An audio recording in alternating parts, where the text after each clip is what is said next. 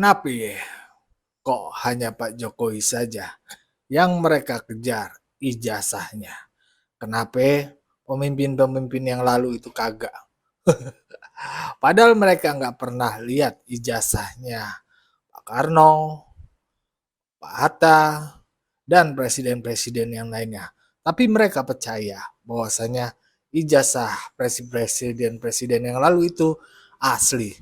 Kenapa? Pak Jokowi mereka tidak percayai asli. Padahal UGM sebagai lembaga yang resmi mengeluarkan ijazah Pak Jokowi itu sudah bicara lantang bahwasanya ijazah Pak Jokowi asli. Dan juga kenapa ya ijazah Gibran yang menjadi target berikutnya setelah ijazahnya Pak Jokowi.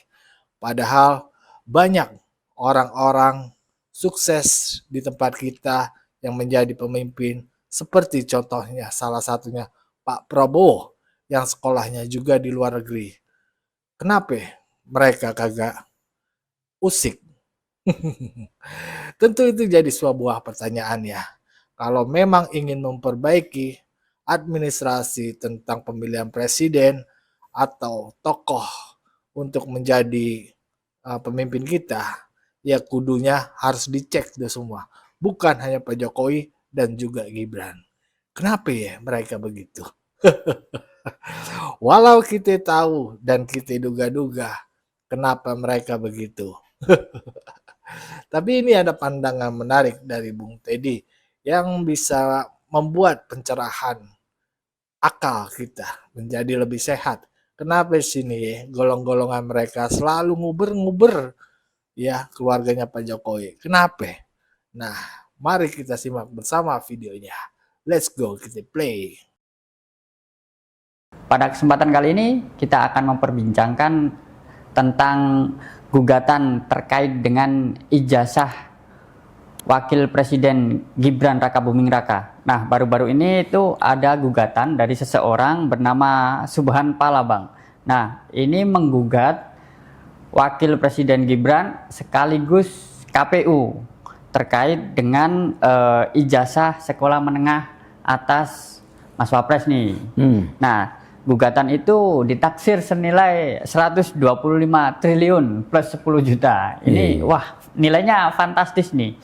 Nah, dalam gugatan itu ini dilayangkan juga bahwa berbarengan juga dengan isu yang belum tenggelam juga sih Pak Jokowi ini kan terkait juga ijazah. Hanya ini bedanya Pak Jokowi itu ijazah kuliahnya, sedangkan Gibran ini ijazah SMA-nya yang pada waktu itu sekolah di Singapura. Nah, ini kira-kira tanggapan Bang Teddy seperti apa nih? Ada gugatan seperti ini lagi?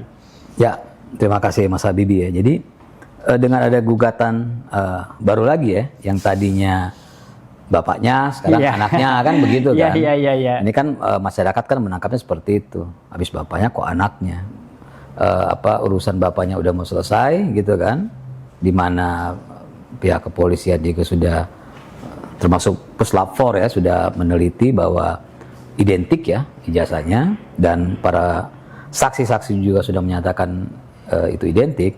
Ini akhirnya isu pindah nih ya ke anaknya Pak Jokowi ya, atau wakil presiden kita. Intinya masih seputar keluarga Pak Jokowi lah ya. Ya sebenarnya sih kalau secara hukum sah-sah saja siapapun ya warga negara ya untuk menggugat ya atau melaporkan jika dia yakini bahwa ijazahnya Mas Gibran ini bermasalah dalam tanda kutip ya. Tapi kan kita harus melihat sama seperti urusan ke Pak Jokowi kemarin ya, di mana urusan ijazah Pak Jokowi kan dibilang palsu lah apa segala macem ya.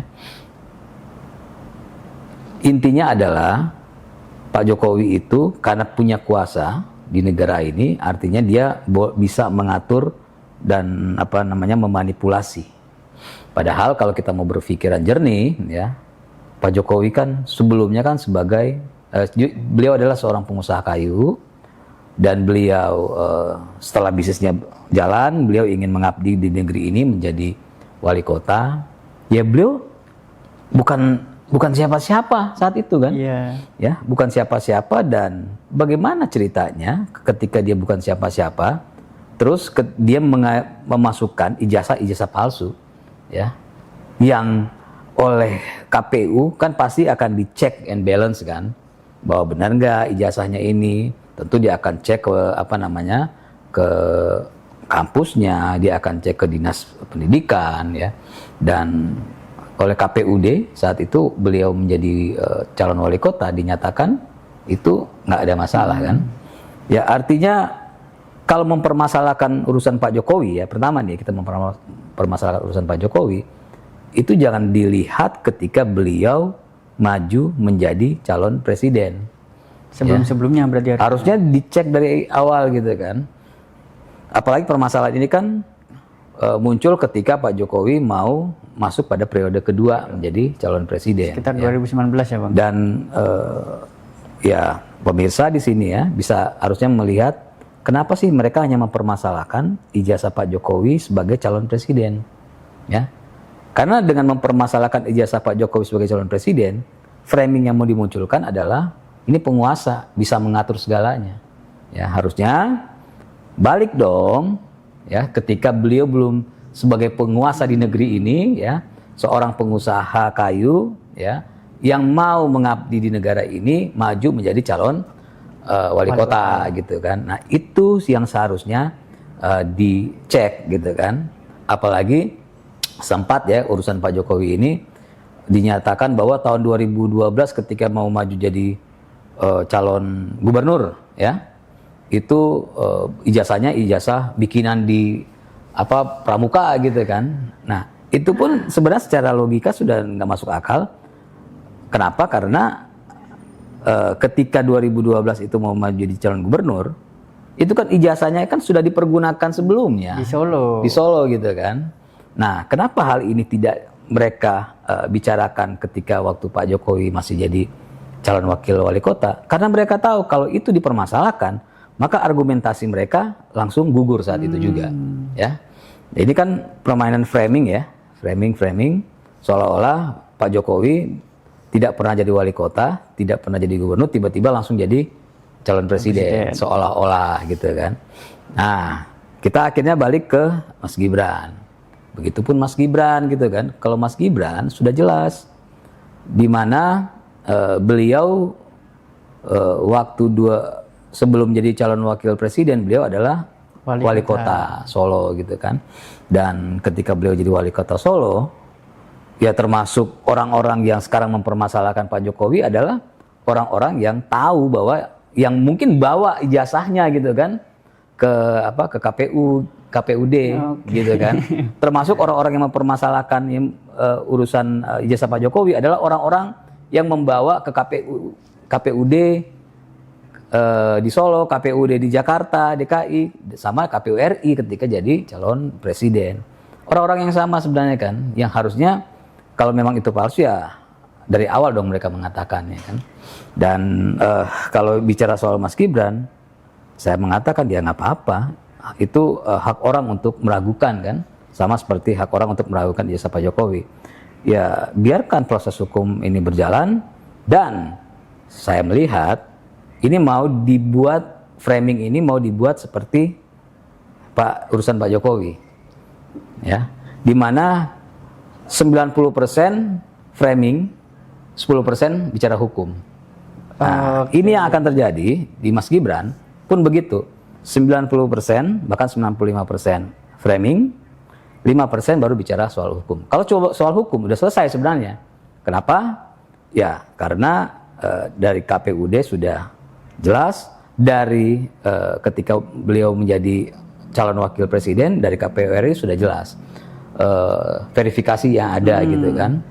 Jadi kalau mau mempermasalahkan Mas Gibran ya nggak apa-apa, cuma ya mbok pakai logik lah gitu kan, agar supaya urusan pengen tampil, pengen punya nama atau disuruh ya, ini kan kita punya pemikiran macam-macam ya di masyarakat kan. Ada yang percaya, ada yang menganggap ini adalah cara untuk agar supaya urusan ijazah Pak Jokowi yang sudah mau selesai up lagi gitu kan. Ada juga yang memanfaatkan misalnya agar supaya masalah di negara ini ada terus gitu. Nah ini yang sebenarnya yang dilihat dari berbagai sudut pandang. Tapi kalau kita bicara soal hukum, ya logiknya begini nih. Emang yang sekolah di luar negeri cuma Mas Gibran gitu? Oke. Ya harusnya kalau mau mempermasalahkan, ya permasalahkan seluruh ya pejabat negara yang menggunakan ijazah dari luar negeri. Apa maksudnya termasuk Pak Prabowo juga ini? Ya bisa jadi kan Pak Prabowo juga kan ijazah dari luar negeri gitu kan. Makanya kan saya bilang tadi ini kan tujuannya bisa jadi Mas Gibran ini adalah sasaran antara aja untuk sebenarnya mau menyerang Pak Prabowo.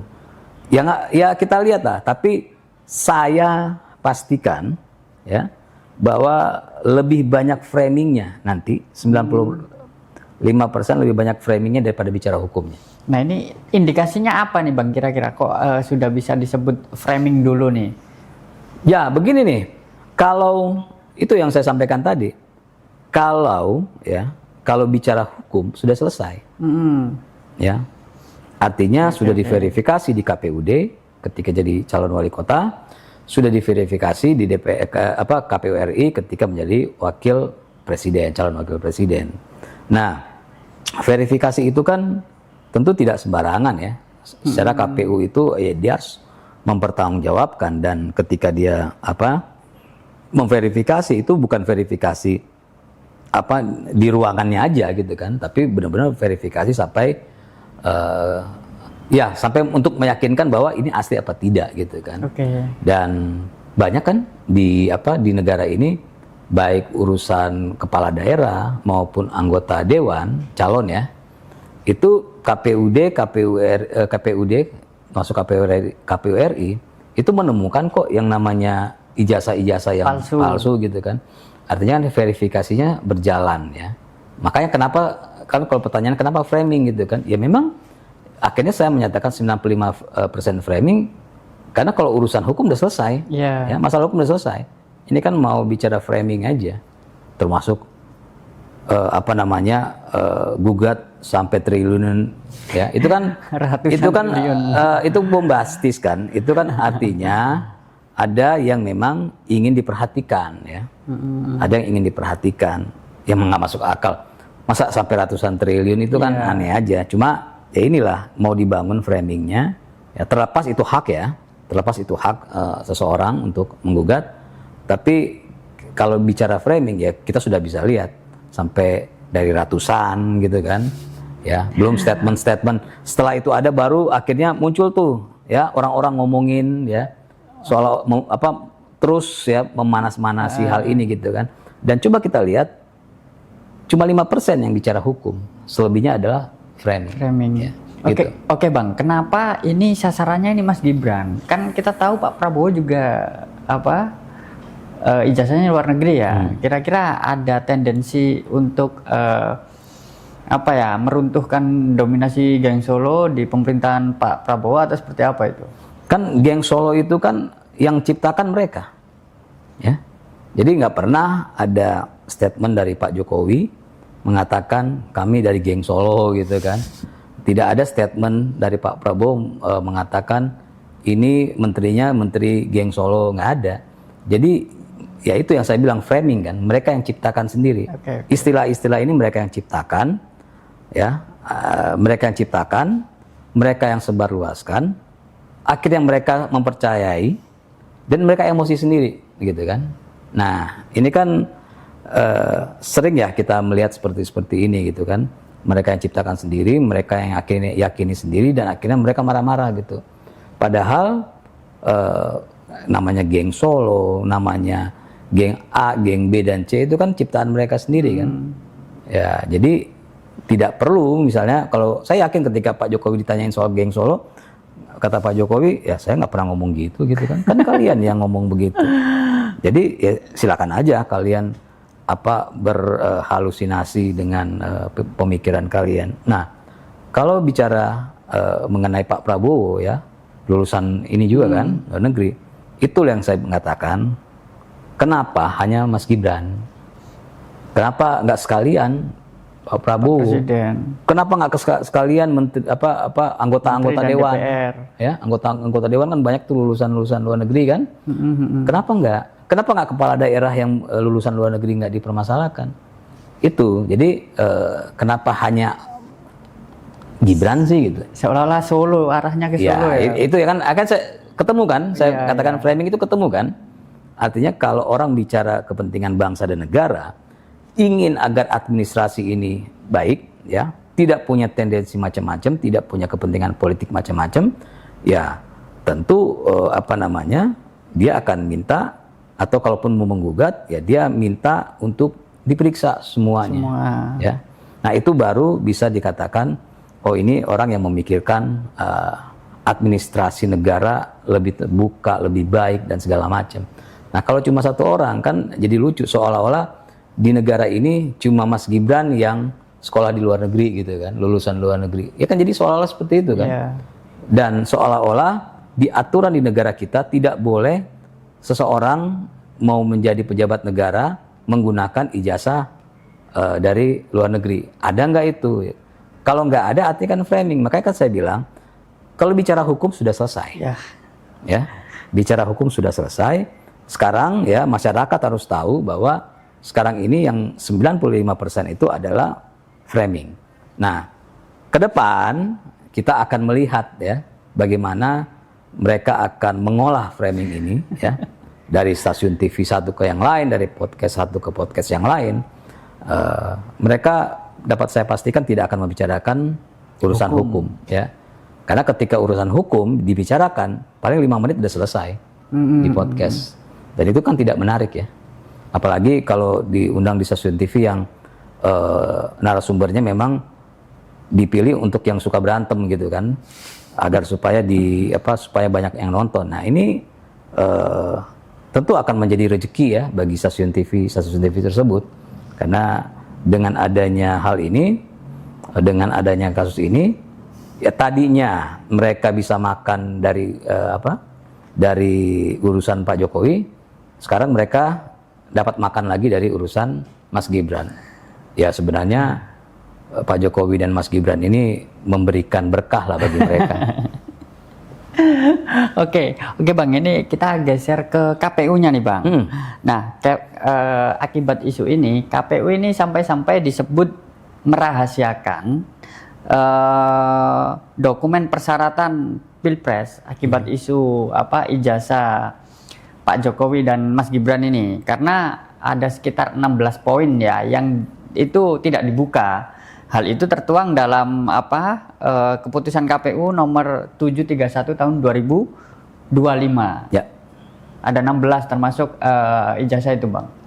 Nah ini kira-kira seperti apa? KPU ini sampai disebut merahasiakan gitu Bang.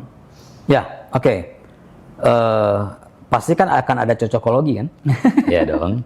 Oh ternyata KPU diperintah oleh geng Solo agar supaya, ini kan bahasa mereka nih ya, saya mengcopy paste bahasa mereka, agar supaya urusan ijazah ini tidak dibuka gitu kan. Begini nih, itulah yang saya bilang ketika mereka memframing. Tapi gini, seseorang itu boleh aja melakukan framing ya, melakukan hal-hal yang menyebarkan sesuatu yang negatif, boleh aja, tapi harus diimbangi dengan kualitas ya, agar supaya masuk akal gitu. Ya. Sayangnya yang menyebarkan hoax, menyebarkan framing ini, mereka berani menyebarkan tapi tidak diimbangi dengan kecerdasan ya. Kenapa saya mengatakan begitu? Begini nih, satu-satu ya. Sebelum saya bicara hukum, saya bicara logika dulu. Kalaupun KPU ya membuat keputusan KPU itu, kalau di pengadilan mau keputusan apapun itu tetap bisa dihadirkan. Jadi mau serahasia apapun ya, kalau sudah sampai di pengadilan dan pengadilan misalnya atau pihak kepolisian saja ya, jangan dulu pengadilan ya, pihak kepolisian ya meminta mana nih ijazahnya, bukti-buktinya, itu kan diserahkan juga gitu kan, termasuk urusan Pak Jokowi kemarin kan, ya ketika pihak kepolisian mana Pak Jokowi tunjukin, dibawa sama Pak Jokowi kan, jadi tidak ada ya peraturan KPU yang bisa apa namanya merahasiakan, menyembunyikan ketika sudah diminta oleh aparat kepolisian, udah nggak bisa, ya. Makanya saya bilang apa yang membuat framing ini, yang menyebarkan informasi sesat ini adalah orang-orang yang kurang dalam kecerdasan, ya. Karena dari situ aja sudah terjawab gitu kan, bahwa mau KPU bikin apapun, ya, kalau sudah diminta oleh penegak hukum itu tetap harus dikasih. Jadi misalnya yang menggugat ini nih ya, yang melaporkan ini, yang mau nggak mau polisi tetap akan minta apa namanya ijazahnya Mas Gibran. Nggak perlu dari KPU juga kan, dari Mas Gibran sendiri pun, atau kan selama urusan Pak Jokowi kan KPU juga dipanggil kan. Jadi mau tidak mau apa namanya kalau sudah dipanggil oleh pihak kepolisian ya harus diserahkan, udah nggak bisa, apalagi pengadilan gitu kan. Nah itu yang saya bilang bahwa mereka nggak cerdas ya. Itu dari logika. Kalau dari hukum, kan mereka kan pengen bahwa ini apa keputusan KPU ini kan buat melindungi Mas Gibran, melindungi Pak Jokowi kan sudah terbantahkan tadi bahwa kalau pihak apa kepolisian sama pengadilan minta tetap harus dikasih. Nah, mereka memframing seolah-olah KPU itu diatur oleh Pak Jokowi. Walaupun Pak Jokowi udah bukan penguasa ya, diatur supaya bikin itu peraturan supaya nggak boleh diminta.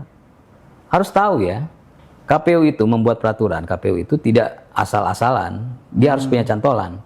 Cantolannya di mana? Ya Undang-Undang 14 tahun 2008, ya soal keterbukaan informasi publik. Tahun 2008 itu Pak Jokowi bukan siapa-siapa. Ya.